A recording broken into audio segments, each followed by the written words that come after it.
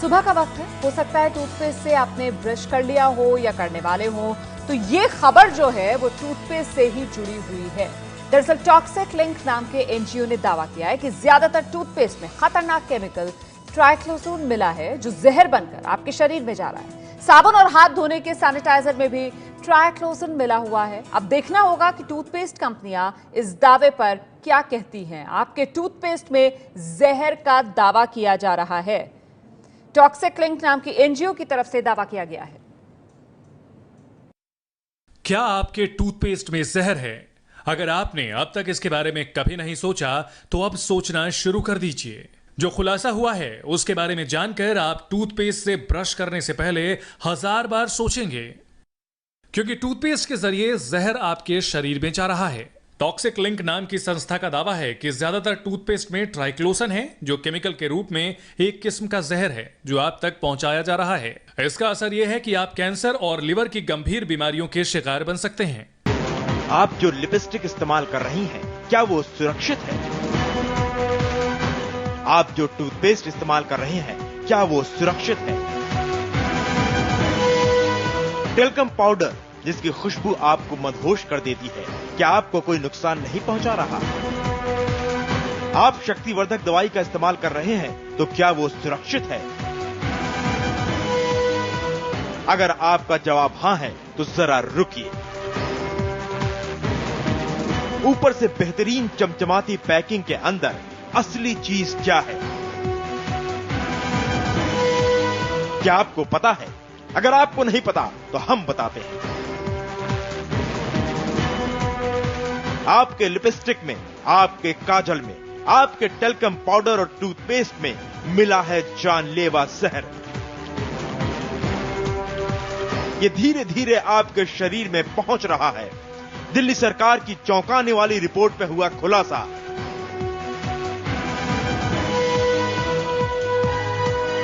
रोजमर्रा की कॉस्मेटिक और दूसरी चीजों में है जानलेवा मिलावट। जैसे आप जब कल सुबह उठ के चाय पिएंगे, सुबह की चाय लेंगे जब आप, तो उसके बारे में जरूर सोचिएगा। एक नई स्टडी आई है जो आज आपको हैरान कर देगी। इस स्टडी के मुताबिक जो चाय आप ताजगी के लिए पीते हैं, अपना मूड ठीक करने के लिए पीते हैं, एक आदत के तौर पर पीते हैं, उस चाय से आपको कैंसर जैसी गंभीर बीमारियां हो सकती हैं। भारत सरकार के टी बोर्ड ऑफ इंडिया ने एक एडवाइजरी जारी करके मिलावटी चाय पत्ती से लोगों को सावधान रहने के लिए कहा है। भारत के 80% परिवारों में दूध वाली चाय पीने का चलन है। आपके घर में भी दूध वाली चाय जरूर बनती होगी। दूध में तो मिलावट की खबरें आप सुनते ही रहते हैं, और दूध में मिलावट की खबरें अब आपको परेशान भी नहीं करती। अब दूध में मिलावट की आदत हमें पड़ चुकी है। लेकिन चाय की पत्ती में भी मिलावट हो सकती है, यह हमने शायद सोचा नहीं था। यह हैरान करने वाली है। असली चाय की पहचान उसकी पत्तियों, उसका रंग और खुशबू से होता है। लेकिन उत्पादन के दौरान चाय की जो पत्तियां खराब हो जाती हैं, उन्हें इस्तेमाल करने के लायक नहीं माना जाता, उन्हें फेंक दिया जाना चाहिए। ऐसी स्थिति में चाय की खराब पत्तियों को खुशबूदार बनाने के लिए और उसका रंग बदलने के लिए सिंथेटिक कलर्स और केमिकल्स का इस्तेमाल किया जाता है, जिसे लेकर food safety and standards authority of India यानी FSSAI ने कड़े नियम पहले से बनाए हुए हैं। इन नियमों के तहत चाय की पत्ती को कुल 34 पैमानों पर खरा उतरना होता है, और इस दौरान चाय पत्ती में अगर किसी भी तरह के सिंथेटिक कलर्स या केमिकल्स का इस्तेमाल किया जाता है, तो यह मिलावटी चाय पत्ती आपको गंभीर बीमारियां दे सकती है।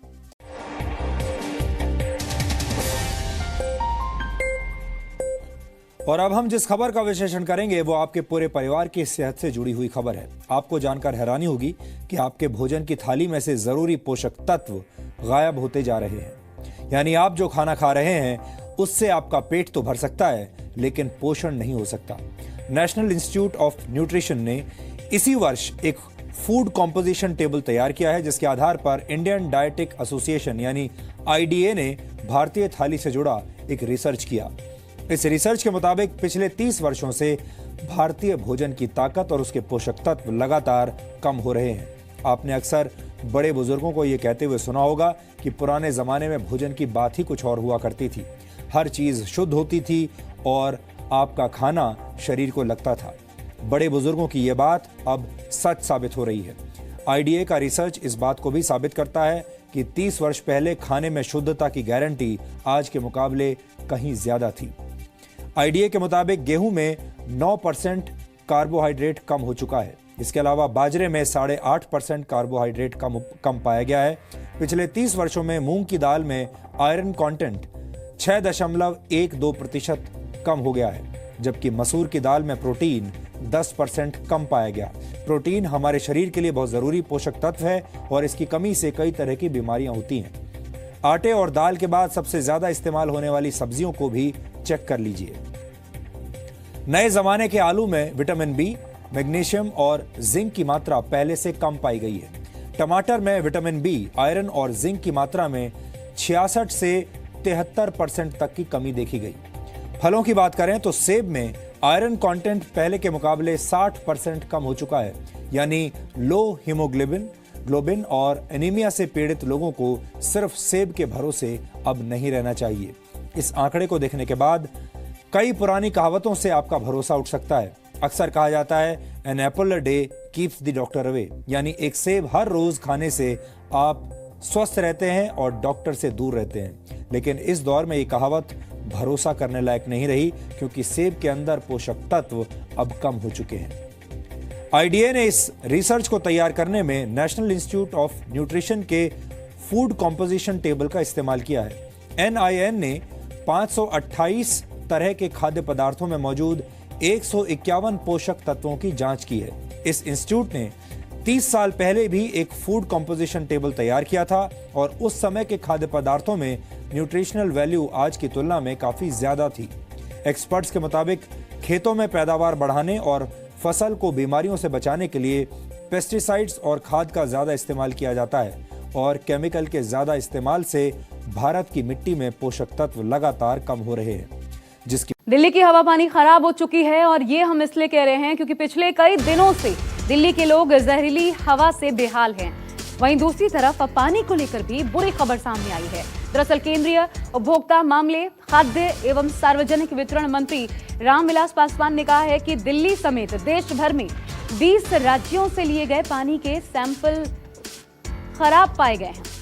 उनकी गुणवत्ता जांची गई, 10 मानकों पर पानी के सैंपल्स की जांच की गई और जो जानकारी सामने आई है वो अच्छी नहीं कही जा सकती। रैंकिंग में अब देखिए, दिल्ली का पानी सबसे खराब पाया गया। ये दिल्ली वासियों के लिए एक और तगड़ा झटका है। ये पानी जो कि आपको साफ स्वच्छ नजर आता है, ये रैंकिंग में पिछड़े दर्जे का साबित हुआ है। 20 राज्यों का पानी लिया गया था, 20 राज्यों के सैंपल्स इकट्ठा किए गए थे और 20 राज्यों में सबसे पिछले पायदान पर दिल्ली का पानी। सभी सैंपल्स फेल पाए गए। यहां पर हवा में जहर पहले ही है, जिससे लोग बेहद परेशान हैं। बाहर निकल जाइए, आपको ऐसे ही आंखों में जलन, सांस लेने में तकलीफ होगी। क्यों? क्योंकि वायु प्रदूषण खतरनाक स्तर पर पहुंच चुका है। दूसरी ओर देखिए, पानी के सभी सैंपल्स दिल्ली से जो इकट्ठा किए गए, सब के सब फेल पाए गए। 21 शहरों में पानी की गुणवत्ता जांची गई थी और इसमें दिल्ली सबसे पिछड़ा हुआ पाया गया।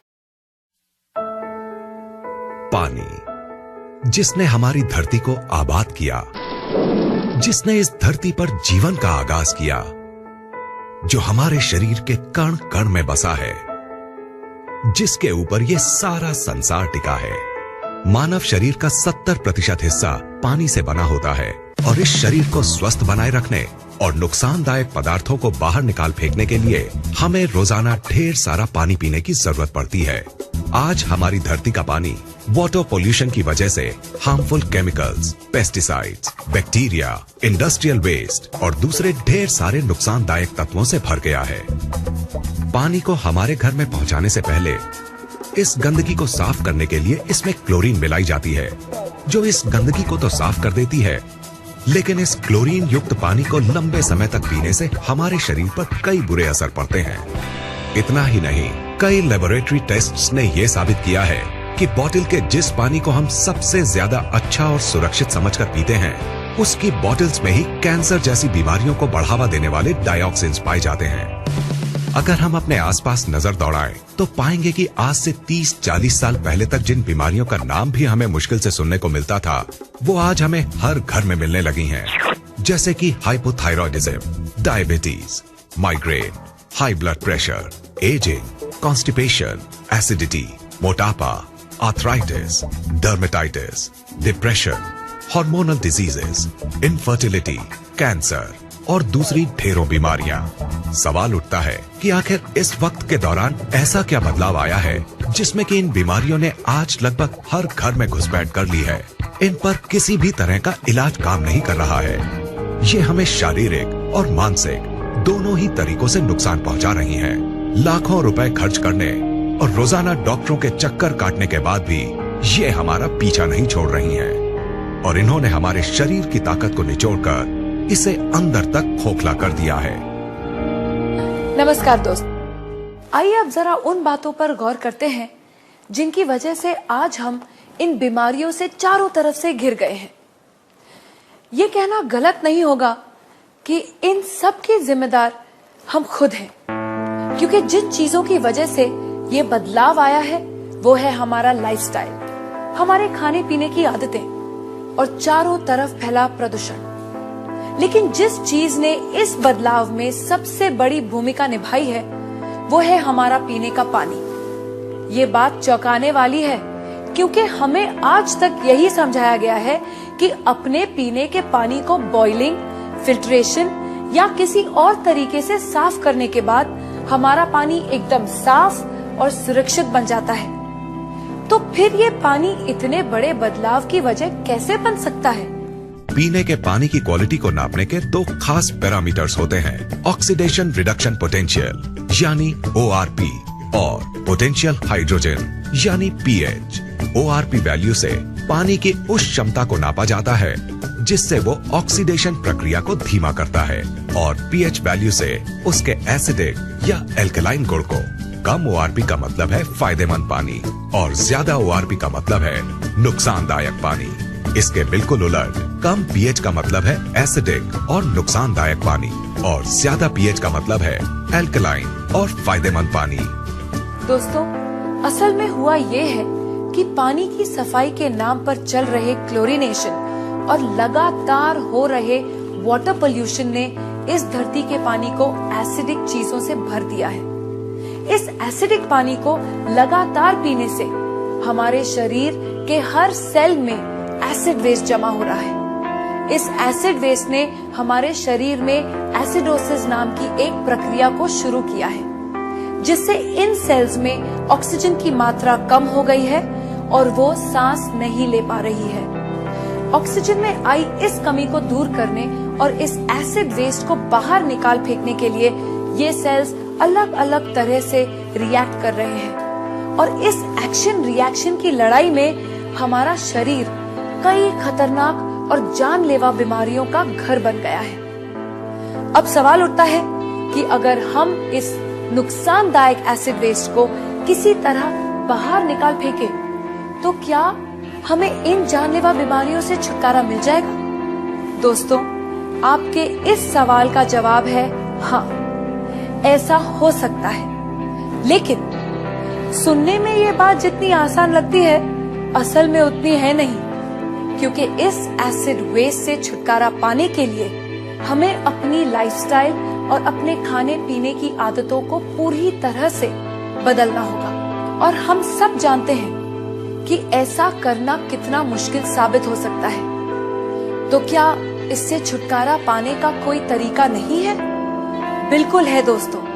एक चीज है जिसके इस्तेमाल से हम इस एसिड वेस्ट से छुटकारा पा सकते हैं, और वो चीज है हमारा पीने का पानी। अगर हम 8 से 10 pH वाले एल्कलाइन और ऑक्सीजन से भरपूर पानी को पीना शुरू कर दें, तो हम इस एसिड वेस्ट को निकालकर बाहर फेंक देंगे और हमारे शरीर में कोई भी बीमारी पनप नहीं पाएगी। दोस्तों, इस बात को महान वैज्ञानिक डॉक्टर ऑटो हेनरिक वॉरबर्ग ने साबित किया है, और उनके इसी काम के लिए उन्हें नोबेल पुरस्कार से सम्मानित किया गया है। उनके कहे स्वर्ण अक्षरों के मुताबिक, no disease can survive in an alkaline environment, यानी एल्कलाइन शरीर में कोई भी बीमारी पनप नहीं सकती। इन सब बातों को ध्यान में रखते हुए ये बात दावे से कही जा सकती है कि अगर शरीर को स्वस्थ है बनाना तो अल्कलाइन पानी ही होगा अपनाना। अब सवाल उठता है कि हमें ये जीवनदायी अल्कलाइन पानी कहाँ मिलेगा? क्या इसके लिए हमें हिमालय की वादियों में जाकर रहना होगा या फिर ऐसी जगह घर बनाना होगा जहाँ से नदियाँ शुरू होती हैं? दोस्तों, खुशकिस्मती से हमें ऐसा कुछ भी नहीं करना पड़ेगा, क्योंकि अब हमारे पास एक ऐसा प्रोडक्ट मौजूद है जिसे हमें मिलेगा 8 से 10 pH और नेगेटिव ORP वैल्यू वाला अल्कलाइन पानी, जो हमारे शरीर में जमा हो चुके एसिड वेस्ट को निकाल कर बाहर फेंक देगा और इसमें किसी भी बीमारी को पनपने नहीं देगा।